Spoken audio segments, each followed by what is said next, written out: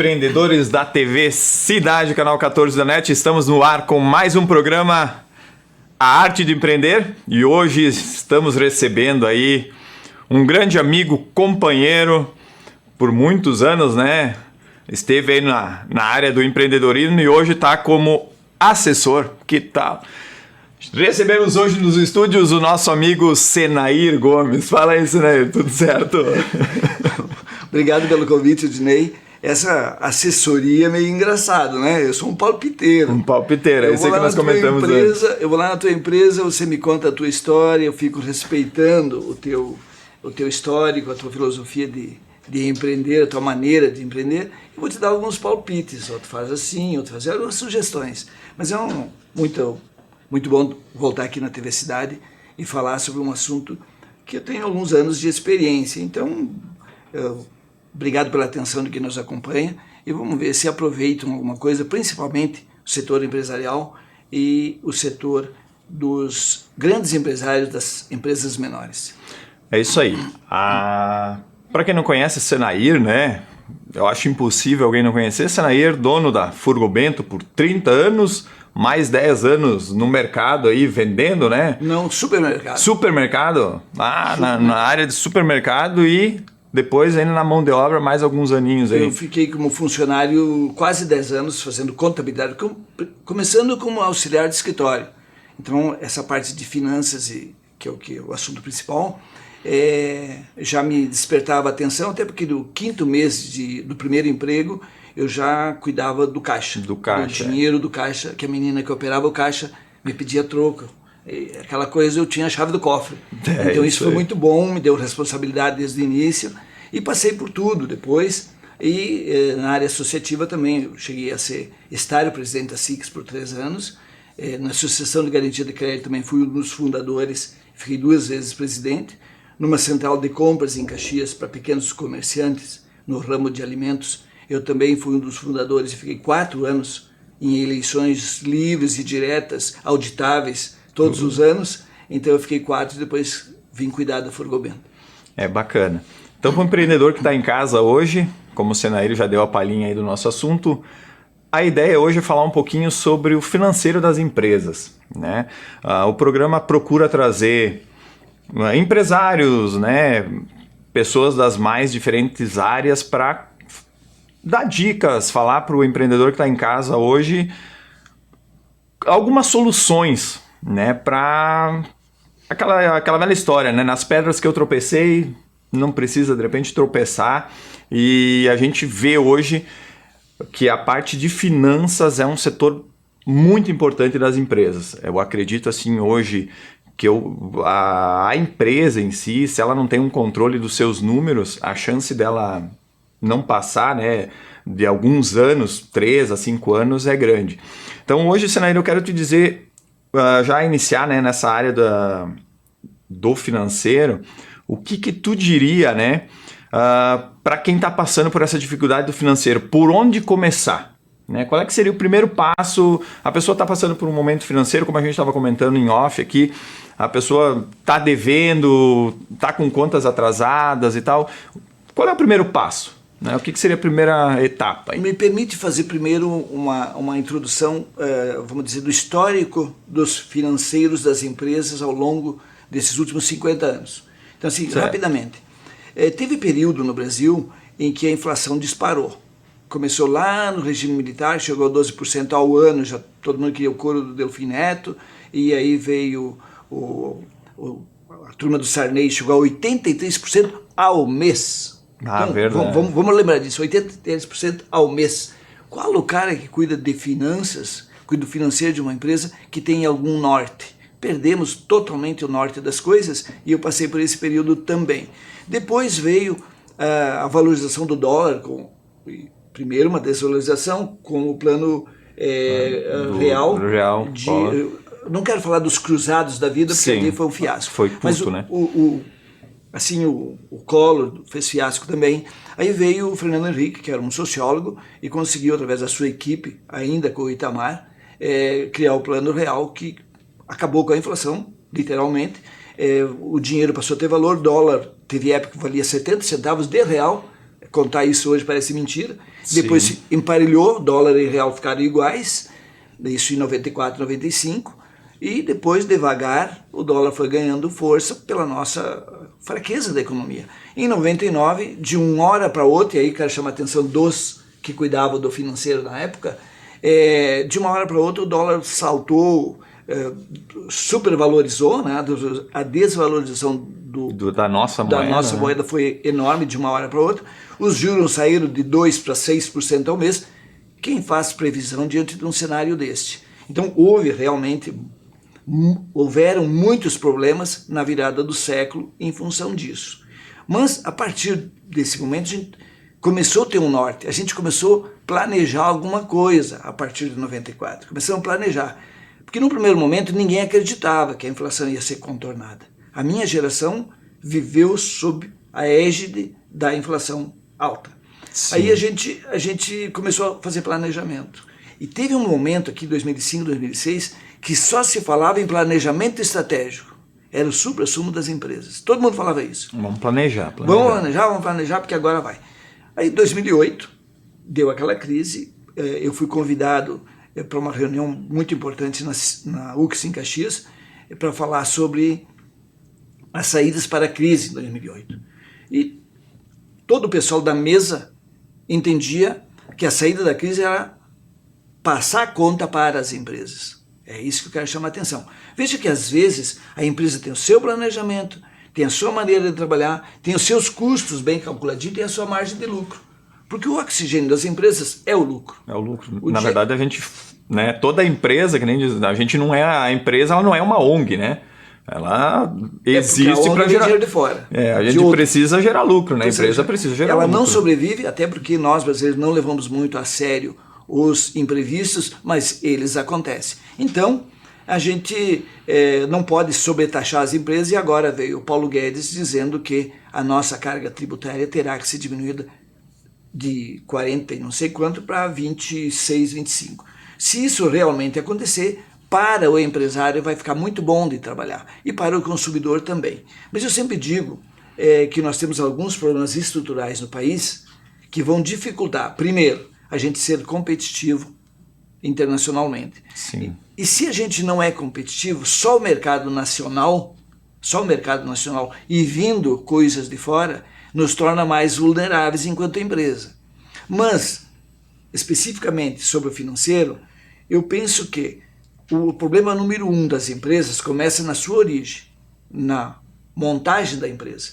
O dia que o senhor resolve ser empreendedor, normalmente, uma maioria absoluta, e os cabelinho branco vão lembrar bem disso, a gente pegava as verbas rescisórias, ou vendia o automóvel e comprava um pior, e começava a empresa. Muitas empresas começaram nos porões, muitas empresas começaram numa salinha alugada, muitas empresas começaram o irmão e cunhado, ou com o irmão ou com o cunhado. Pouco capital, na verdade. Se iniciava com pouco capital, né? Qual é o capital social? 30 mil, mas ninguém botava nada. Então, com o trabalho deles, eles foram conquistando o espaço e fazendo. Então, isso é um erro de origem. Começa um problema de origem, não é erro, problema. Aí, quando a coisa está mais ou menos boa, um compra casa na praia, outro compra um apartamento. E quando não compra apartamento, está namorado, às vezes. Então, o que acontece? A gente, como teve um começo muito difícil, na primeira folga, a primeira coisa que você faz, você quer comprar aquilo pessoal que você não comprou antes. Tirar da empresa aquilo que tu investiu, né? Exato. E às vezes até só o trabalho que investiu, não é nem capital. Sim, isso. Eu trabalhei tanto, eu tenho direito. Não é assim. Eu penso, e sempre usei isso, e errei muito também nesse aspecto, mas penso que primeiro engorda a empresa. Deixa ela com reserva, compra à vista se possível, não desconta títulos e nem cheques, que agora não se desconta mais, mas historicamente era esse um dos grandes erros. Sim, muitas empresas, né? A gente vinha descontando títulos e descontando o que se chama recebíveis, né?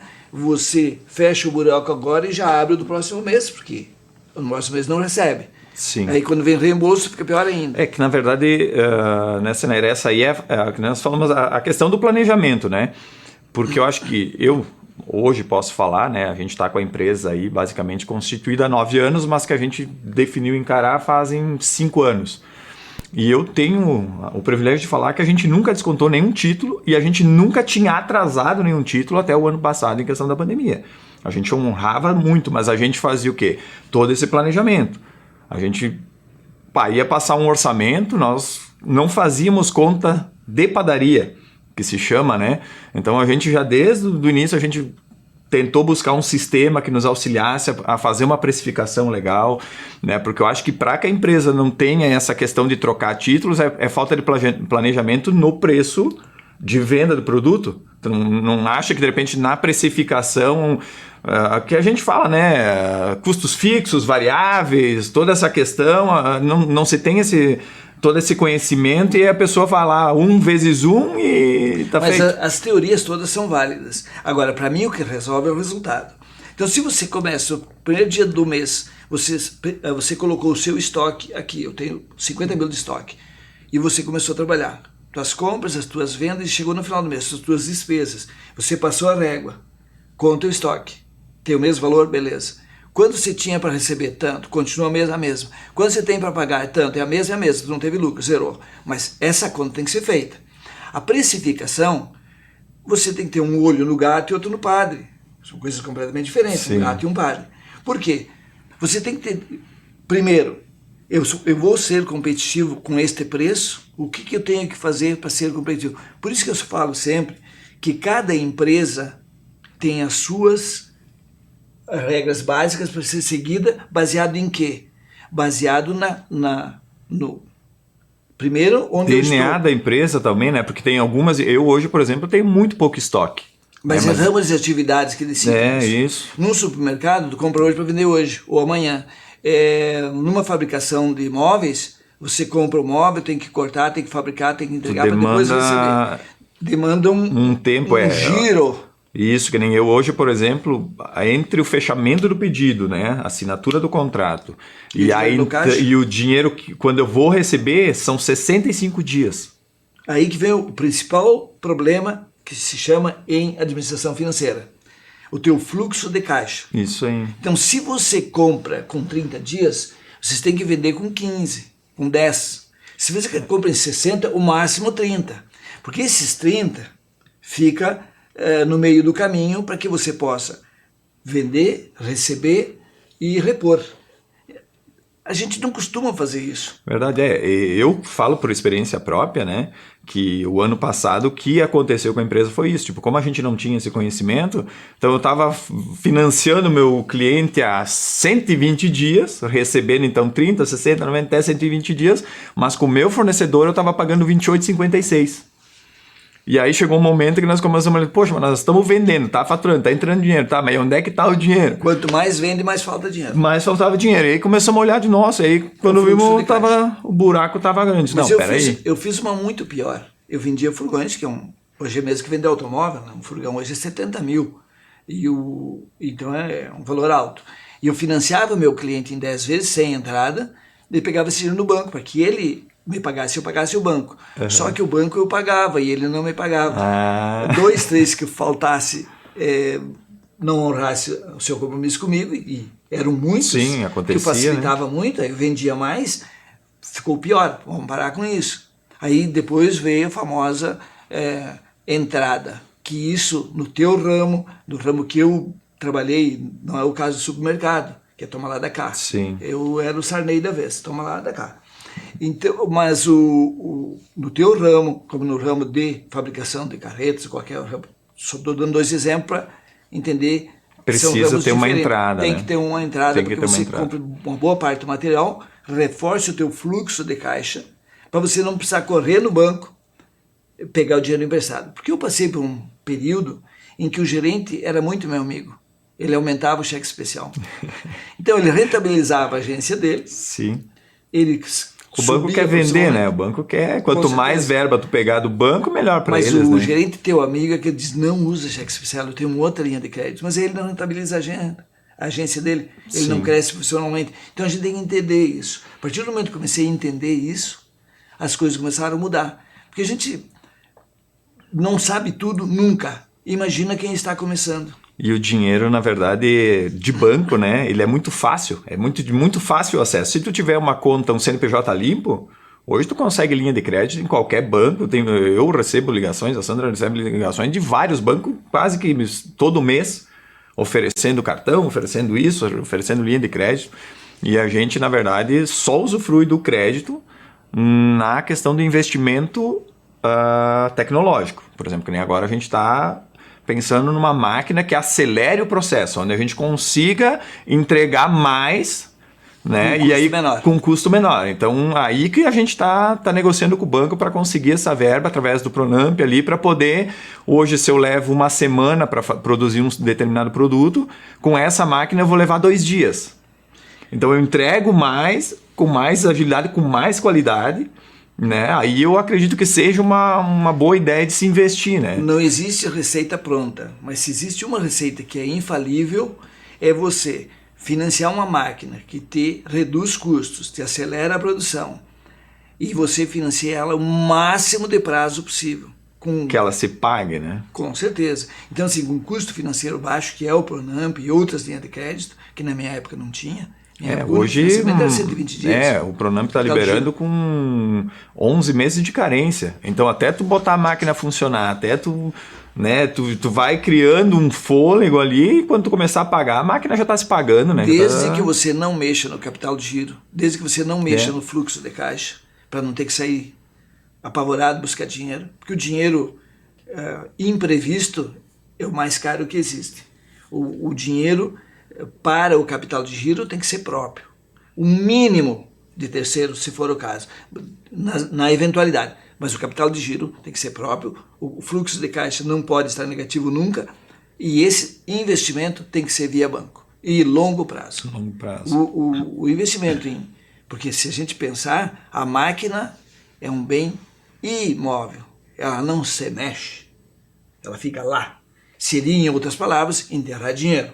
Neste teu caso, é muito simples de entender. Ela vai produzir, ela vai te diminuir custo, aumenta lucro. Ela vai te vender mais quantidade, aumenta o faturamento. Se o faturamento de 1 milhão der 10%, dá 100 mil. Se for 100 mil, só dá 10 mil. Então, quanto mais você faturar com a mesma margem, tanto melhor. Então, são coisas simples que às vezes a gente não se dá conta. E como é que o empreendedor que está em casa, como é que ele começa a fazer essa análise, né? A gente também até falou ali em questão, eu ia te perguntar, tá? E aquele empresário que fez como eu fiz lá no início, que não sabia, misturava as contas. Conta pessoal, conta da empresa e paga a conta da empresa com o meu cartão, paga conta minha com o cartão da empresa e vira uma bagunça e aí tu não sabe nem para que lado tá indo São o dinheiro. dois ou 3 ou 4 problemas grandes, não sabe qual o maior. Primeiro, se misturar o físico e o jurídico, a fiscalização também mistura o físico e o jurídico e aí os dois pagam caro por isso. Então, o ideal não existe, mas o possível separar, né? E aconselhável, vamos chamar assim, quanto eu preciso para viver bem com a minha família? Eu preciso 5 mil, então eu vou retirar todo mês 5 mil. Mas 5 mil a empresa não aguenta, então não tira 5. Sacrifica ali. Tem que fazer uma análise de prolabore. E põe no teu, né? E isso, o restante vai para a margem de lucro. Eu né, entre o conteúdo que eu aprendi, agora buscando, né, esse conhecimento se a empresa fatura tanto, tu tira X% pro teu prolabore. Desde né? que o lucro final comporte. Que comporte. Por exemplo, a empresa está vendendo 100 mil reais, então tu consegue tirar 3%, tu consegue tirar um prolabore de 3 a 5 mil, é um prolabore que a empresa comporta. E aí a gente também fala nos dividendos dos lucros depois, né? Mas isso é outra história. Normalmente o lucro fica para reinvestimento. Fica para reinvestimento, mas tem gente que faz, que nem eu hoje não estou fazendo. Hoje tudo que... Desde que eu fundei a empresa, eu reinvisto 100%.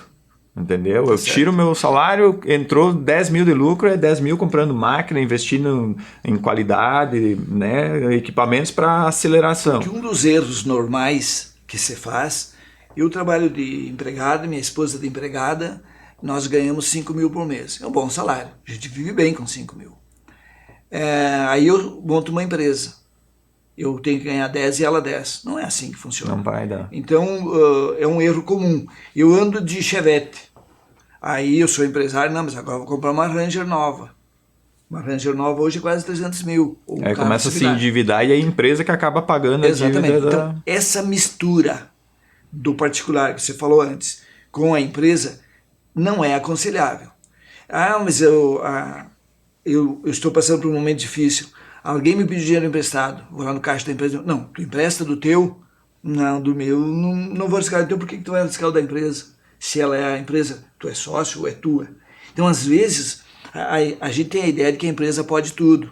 E aí que a gente corre os riscos. É que mistura, né? Eu falo por mim próprio. Eu, quando montei a empresa, né? Quando eu saí, que eu decidi montar, eu, na verdade, o dinheiro entrava, eu já recebi um serviço lá de R$100, aquele dinheiro ia direto para minha carteira.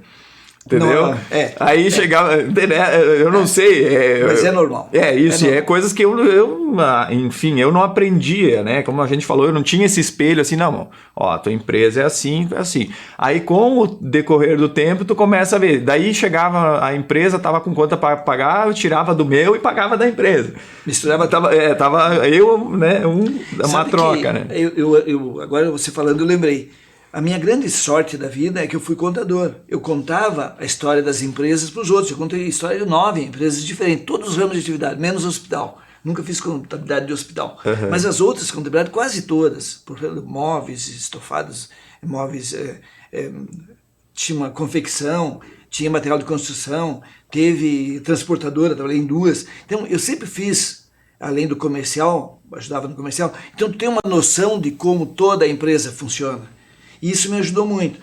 O primeiro dia do meu trabalho, enquanto dono de um supermercado, foi o primeiro negócio meu, 2 irmãos trabalhando junto, tinha o livro caixa.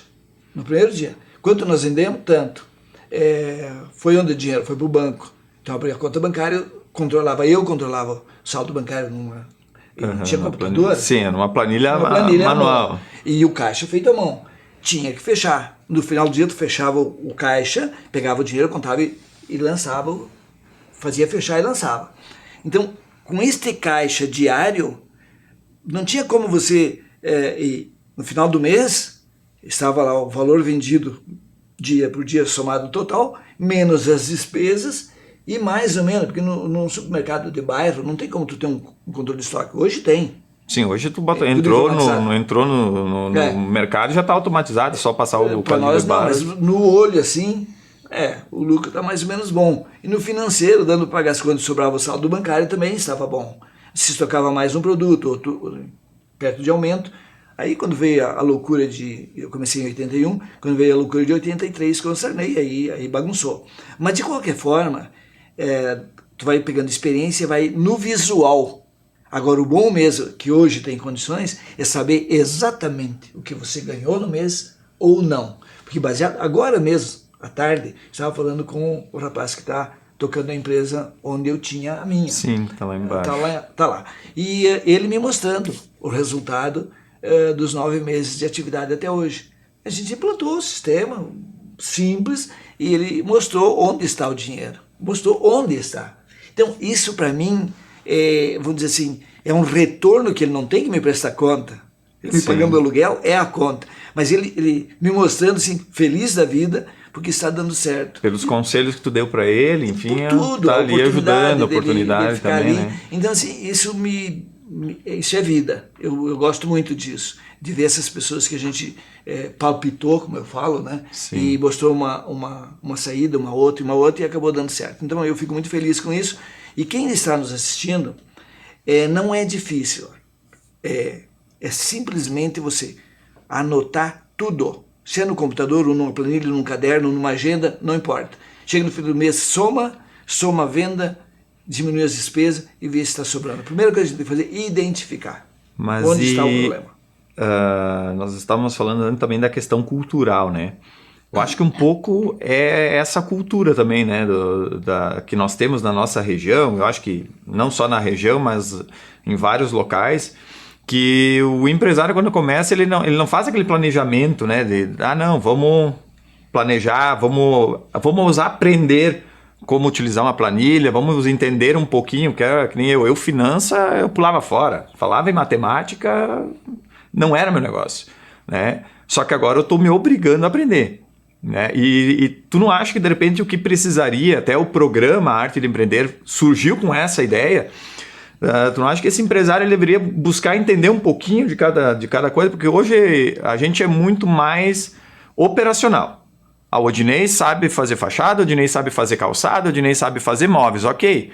Só que isso não é garantia nenhuma de que a gente vai conseguir tocar o negócio para frente, que vai fazer a empresa crescer, né? Eu acho que precisaria ter um pouquinho desse conhecimento na área financeira, na área administrativa, dentro da área de processos também, né? Como é que essas pessoas conseguem se organizar? Como é que elas vão, sabe... Meu amigo, não existe milagre e também não existe nada difícil.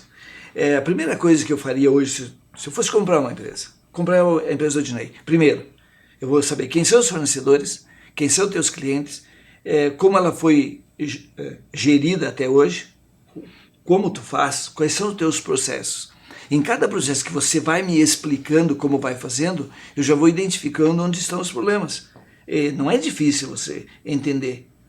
E já te questiono, isso não dá para fazer assim, ou não dá para fazer assado, ou não dá para fazer assim, sabe? Então todo empresário pode ele fazer isso com ele mesmo. Olha, faz de conta que ele chegou de fora. E vai, eu faço isso assim. Será que é assim? Não tem outro jeito?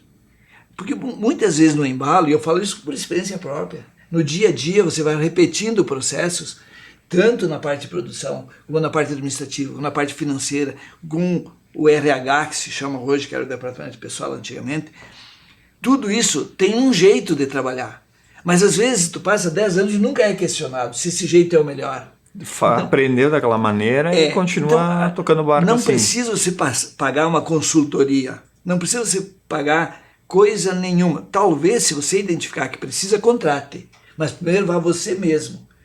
O cara chega de manhã... Fazer uma autoanálise, na verdade. Porque, na verdade, é essa questão. Talvez falta um pouco do conhecimento. Mas talvez falta essa questão de parar 1 hora por semana e analisar tudo que está acontecendo. E dizer, peraí. Você trabalha até sexta, vai lá no sábado. Você trabalha até sábado, vai lá no domingo, sozinho, e fica analisando.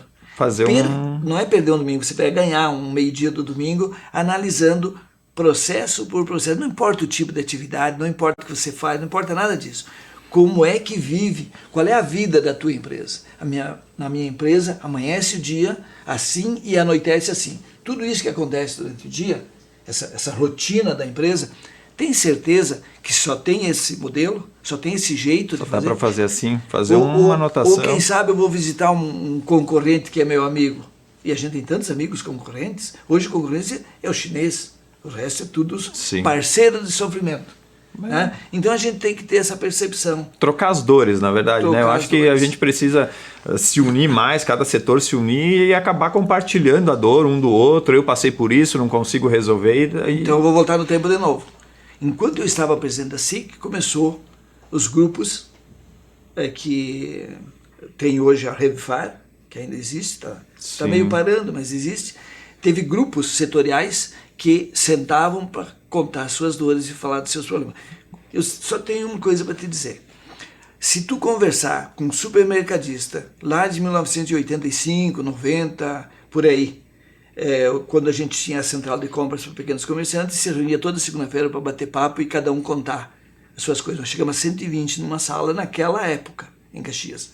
Pergunta qual foi o melhor momento das empresas deles, se não foi esse período. Trocar experiências. Trocar experiência, na verdade, é a questão da mente mestra, que a gente chama, né? Mindset, assim, ó. É juntar várias cabeças pensantes e cada um dá uma ideia. Tu sabe que eu fiz um curso em Caxias, né? Falando um pouquinho de mim agora. Eu fiz um curso em Caxias e a gente fazia o sofazão. Aí, o que acontece? Cada semana um empresário sentava e falava da sua dificuldade. Ó, tô passando por essa dificuldade na empresa, assim, assim, assim... E nós estávamos em 17 pessoas e ele não podia retrucar nada. Ele contava a história, todo um parecer ali, e aí as pessoas, tipo, muitas vezes eram agressivas com elas. Não, pô, cara, mas como é que tu deixa acontecer tal coisa? Tu tá agindo errado. E ele não podia retrucar, ele não podia, não, mas é que... Tinha que escutar. Tinha que escutar. E aí ele anotava, tinha ali, ficava anotando coisas que ele achava importante e tal. E no final do curso, foram em torno de 6 meses de curso, uma vez por semana. Cara, assim, ó, tu ouve as histórias deles no final do curso, como aquele momento mudou a vida deles, sabe? Cheguei lá e realmente comecei a implantar isso, comecei a fazer, comecei a ser mais enérgico em alguns setores, alguma coisa, e realmente a coisa mudou, né? E aí tu vê, ele tá ali sentado, muitas vezes ele não tem essa percepção de, opa, não é assim que funciona, né? Tem aquela questão, né, da viseira ali, e quando alguém aponta é legal. Por isso que é bacana a gente receber empreendedores aqui, por isso que é bacana a SIX, assim como outros núcleos, assim como outras entidades, para debater, né? E quem sabe juntar do mesmo setor, fazer palestras, enfim, sentar, criar uma roda ali, né? E debater sobre o assunto. Senair, nós já estamos conversando há um bom tempo, e agora para nós encerrar, então, quero que tu coloque em resumidas palavras assim, o que esse empreendedor que tá em casa nos assistindo, o que ele pode fazer, criar uma ação assim para ele começar a fazer uma boa gestão financeira. Como tu falou ali, não preciso de contratar um consultor de finanças, eu posso eu mesmo, né? O que ele pode fazer então? Quais as ações que ele... Agora, hoje, vou mudar, amanhã já vou começar a tomar uma atitude diferente. O que ele pode começar a fazer? Primeiro, antes de qualquer coisa, ele tem que saber em que situação ele está hoje. Ele tem que fazer o retrato falado da empresa dele. Quais são... O que eu tenho para receber? Recebo o que eu tenho para receber. Quantos receber? Recebo ou tem alguma coisa que eu não vou receber? Então, assim, exatamente o que você tem que receber, com certeza vai receber. Isso é um valor. Fazer um raio-x. O que eu tenho para pagar? Esse é um valor. Ver se as datas coincidem. Isso é fluxo de caixa. De repente no sistema já tem. Então a gente tem que falar genericamente, porque não se sabe quem tem no sistema. Se tem o sistema, chama lá quando você pagar e chama quando você receber dia por dia, você faz o fluxo de mas caixa. eu me lembro que tu me contou numa das nossas conversas que tu anotava tudo num caderninho. Tem na agenda. Fazia as contas no caderninho. E o cara que tá fazendo tudo isso no caderninho lá? Eu acho mais fácil para ele do que... Porque nem todo mundo domina os sistemas, né? Aí você pega dia por dia o que tem para receber, o que tem para pagar e é o fluxo de caixa. Mas se tu tem isso no sistema, melhor ainda. Então, se você sabe em que situação você está, antes de adquirir alguma coisa, ou fazer estoque, ou deixar faltar material, é uma análise que cada um dentro da sua atividade tem condições de fazer. E ninguém de fora vai conseguir te aconselhar, porque ninguém de fora, chega sem fazer um diagnóstico, vai saber qual é o problema da tua empresa. O problema das empresas a gente só sabe depois de fazer um diagnóstico e acompanhar ainda, não é chegar lá dando palpite. Eu respeito muito o histórico de cada empresa, porque muitas vezes ele tem razões para continuar assim e que a gente não conhece. E ele conhece, ele sabe por quê. Então, isso é bom conversar sobre esses porquê. Entender o que pode mudar e o que não pode. Mas se ele fizer esse diagnóstico, se ele fizer esse retrato falado da empresa dele, financeiramente falando, retrato falado. Tem coisas que de repente ele está pagando por A ou por B que ele pode diminuir, tem, é só analisar. De repente uma assessoria que não está dando certo, de repente uma consultoria, que não tá, de repente ele está pagando um aluguel que não precisa. Tendo retrabalho, né? Daqui um pouco a mão de obra, né? A mão de obra daqui um pouco não está de acordo com o que ele planeja, aí faz duas, né? Faz isso aí. Então, assim, tem uma série de fatores que levam a empresa dele a ficar mal financeiramente. Porque tudo que tu fizer de certo ou de errado em todos os processos produtivos ou não da tua empresa, reflete no caixa. Reflete ali. Reflete no resultado. Então, cada passo que a gente dá para a esquerda, para a direita, para frente ou para trás, e quando eu falo passo para trás, eu faço questão de potencializar. Muitas vezes o cara está com dívida, pagando juro alto e tem um carro zero na garagem. Vende o carro e compra um Fuca, compra um Chevette. E esse dinheiro ele paga as contas, depois ele vai dar de BM, se ele quiser. A verdade é sempre andar um degrau abaixo, viver um degrau abaixo do possível. Porque o degrau entre um e o outro é a folga financeira que você vai ter. E depois que você tem uma folga financeira, você nunca mais quer abrir mão dela.